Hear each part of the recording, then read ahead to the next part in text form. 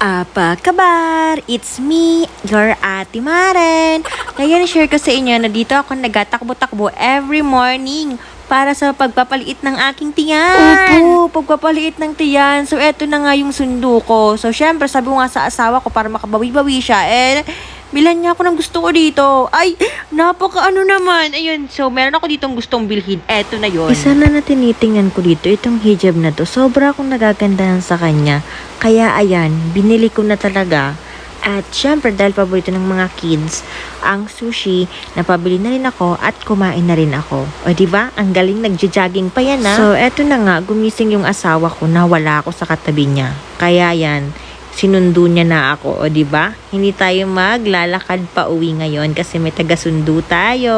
At bakit hindi, diba? So, sobrang happy ko kasi hindi ako maglalakad kasi umikot po ako ng 15 rounds dito sa circle ng studio na sobrang laki. So, eto na nga, no? Dito nagpark yung asawa ko at syempre, sa bawat parking dito sa lugar nila, palaging may bayad. Iba talaga pag ang lalaki ang naiiwan sa bahay. Pagkadating ko, sobrang dilim, hindi man lang binuka yung kurtina. Dito naman, naghahanap na ako ng isusuot ko. Pero bago ang lahat, ipapakita ko lang muna sa inyo yung mga bago kong damit na binili ng asawa ko. Oh my God. Meron ng partner ng elephant ko na pants. Ay, pants mo yun? Syempre hindi, no? Kaya share ko na sa inyo. Ito yung bago kong damit. Ang mura lang nito talaga.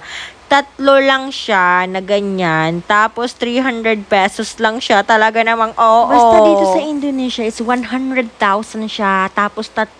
Kayo nang bahala magpatsak dyan. Ewan pa at pag nandito ako sa Indonesia, gustong gusto ko yung mga floral na yan. Hindi ko ba alam na dito naman, share ko sa inyo na nakakuha na ako ng magpartner na elephant pants. So, ito na nga pupuntahan na natin yung pupuntahan natin ngayon. Kaya alis na tayo. Ayan ako, mag-half bath muna. Samahan niyo muna ako habang kumakanta-kanta dito yung asawa ko. Ako naman ay magbibihis na.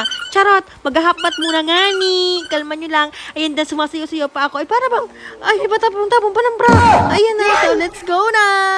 Eto na, nakabihis na ako agad. Yan na ba yung outfit na yun? Na para bang, naka-flower ka na parang, ikaw na talaga yung babae pinakabari sa lahat. Ano ba?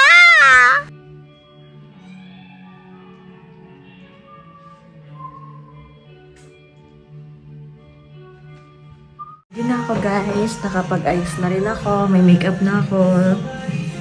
So naka-earrings na din. Let's go, samahan niyo na ako. So, after ilang minutes, nakarating na kami. So, andito yung mga koys, kasi mahilig yung asawa kong mga ganito-ganito na mga view. Ito yung mga gusto niya, ayan, yung mga ganyan. Kaya pati itong bahay namin, meron din mga ganyang isda. At ito yung pagkain, 5,000, 3 piraso, ganun. So, yun lang, yun.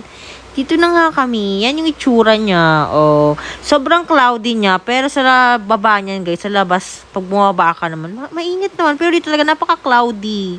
Tapos napakalamig, iba talaga yung weather, as in sobrang ganda. Dito yung lugar kung gusto nyong mag-date, isa to talaga sa i-recommend ko kung gusto nyo talaga mag-date sa lugar. Ito, napakaganda, tahimik, parang may peace of mind. So, kung stress ka, try mo rin pumunta syempre, dito. No, gandang-ganda sa akin yung asawa ko, kaya binibidyohan niya ako. Binibidyohan ko rin siya. Aray! Apaka-feeling! So, eto kami. Sobrang nakitan ko din naman tong lugar na to na okay naman talaga. Pwede ka mag-rent ng mga tent. Ang daming pwede nyong gawin dito kahit mabembangan kayo. Hoy, hindi ganun, no? So, syempre, ang ganito na lang muna ang aking vlog. Uwi na kami.